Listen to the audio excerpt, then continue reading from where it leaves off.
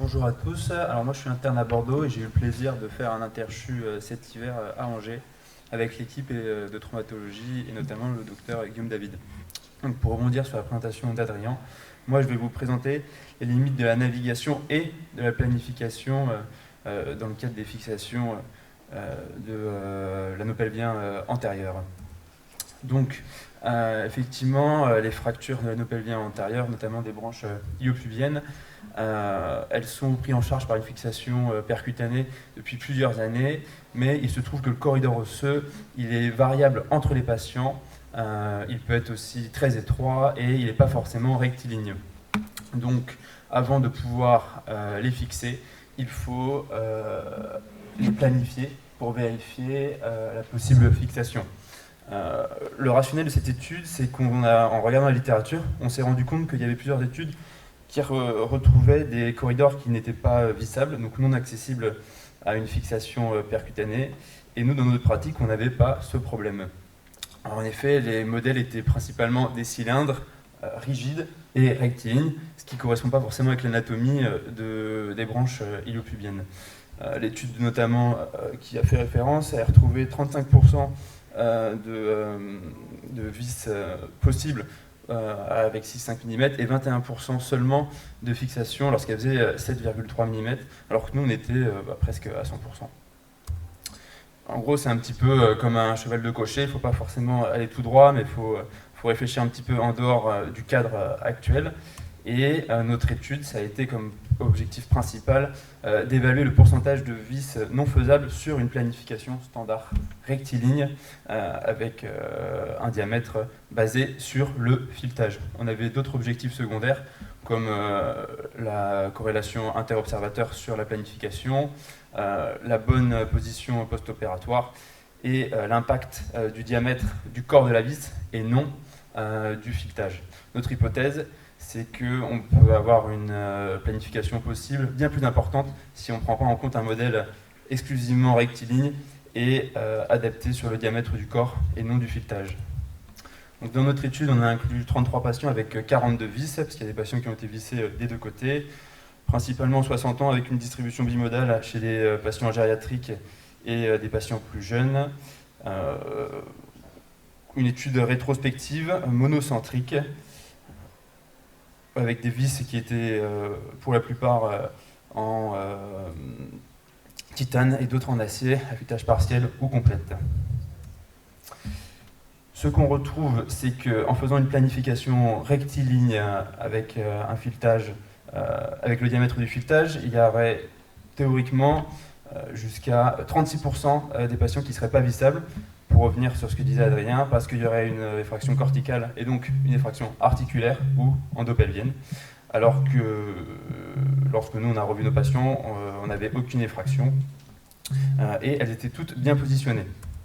Donc on a regardé parmi les vis qui n'étaient pas, parmi les patients qui n'étaient pas planifiables, quel serait le pourcentage de patients qu'il serait si jamais on diminuait le diamètre de la planification en prenant exclusivement le corps et pas le filetage.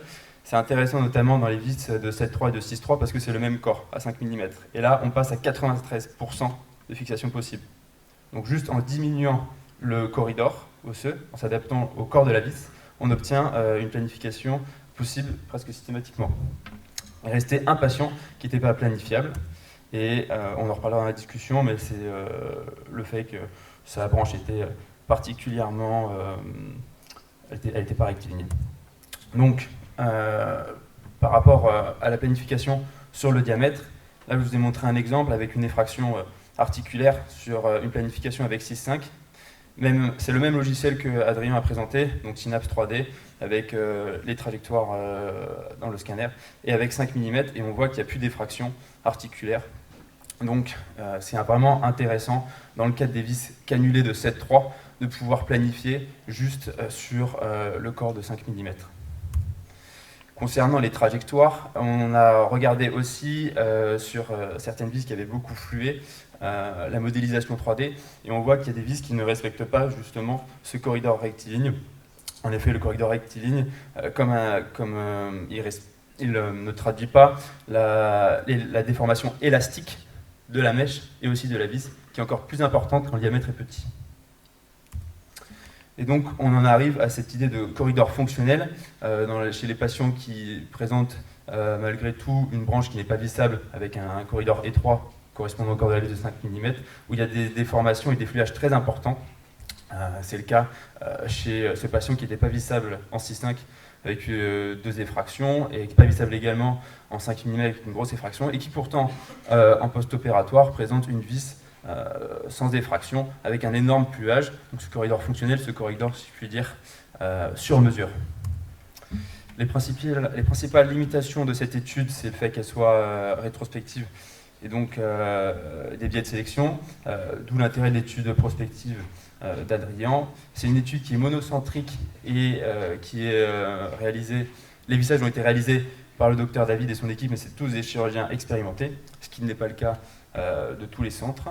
On n'a pas de complications, donc on ne peut pas trop se comparer aux autres études. Et surtout, lorsqu'on a analysé les trajectoires en 3D, c'était plus une analyse qualitative. On pouvait évaluer les projections différentes, mais pas le pourcentage de projection. C'est-à-dire que ici, on voit effectivement que la trajectoire jaune n'est pas la même que la trajectoire de la vis. On ne peut pas imaginer, on n'a pas calculé de combien il y avait une différence. Donc, les messages à retenir, c'est qu'il y a plusieurs patients qui présentent des corridors classiques rectilignes, mais il y en a beaucoup qui présentent des corridors qui ne sont pas rectilignes et qui justifient une trajectoire fonctionnelle.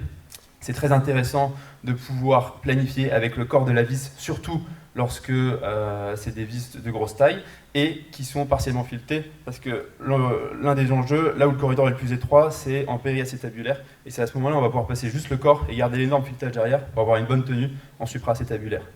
Un élément important, c'est d'envisager la pose ou pas de vis en titane s'il y a des déformations élastiques plus importantes. On pense que cette étude, elle pourrait participer à la production de modèles géométriques rectilignes, mais aussi élastiques, à la fois dans le cadre de la navigation et dans la planification. Voilà.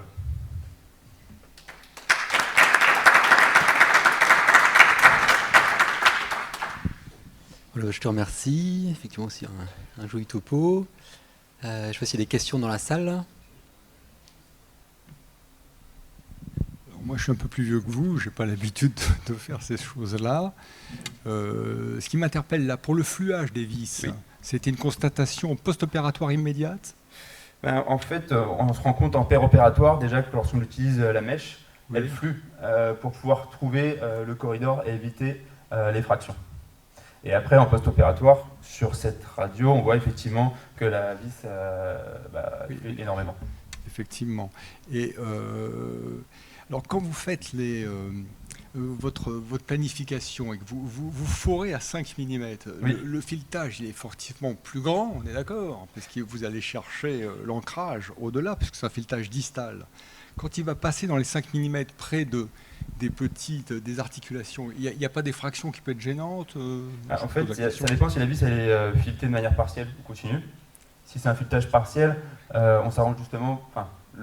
il va quand même passer après, oui. Et si c'est un filetage oui, continu, mais il passe après, mais vous avez il y a une accroche corticale, oui. Mais ce qui fait l'impossibilité de pratiquer le corridor, c'est vraiment le diamètre de la vis et pas le filetage. Et que ce soit des vis filetées en 6,3, en 6,5 ou en 7,3, le diamètre il est de 5.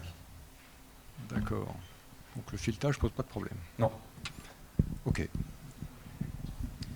Et juste pour la planification, je vois quasiment toutes tes vis montrées, effectivement, sont quasiment un peu bicorticales, enfin entrées effectivement parasymphysaires. Et puis, donc parfois, c'est qu'on peut faire le choix de mettre des vis plus courtes.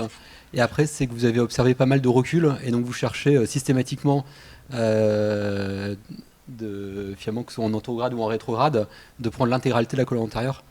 Ouais, c'est ce qui est ressorti des études. En tout cas, c'est ce qui a été démontré que l'ancrage bicortical est vraiment essentiel pour limiter le recul, surtout chez les patients ostéoporotiques. Après, pour le fluage, il faudra probablement séparer patients jeunes et patients âgés, hein, parce que c'est vrai que c'est les patients âgés, la vis on va dire, traversera l'os. Voilà. Oui. Est-ce que vous utilisez surtout pour les facteurs de fragilité osseuse, commencer par l'école allemande et romaine, Grenoble et Brest. Vous l'utilisez surtout pour les facteurs de fragilité osseuse? Alors effectivement, on utilise principalement cette technique de fixation percutanée pour les anneaux pelviens gériatriques pour leur autoriser une verticalisation lorsque ils sont alités et limiter les complications du décubitus. Mais ça présente aussi son intérêt chez les sujets jeunes pour stabiliser l'anneau pelvien à la fois en arrière et en avant et éviter des doubles abords.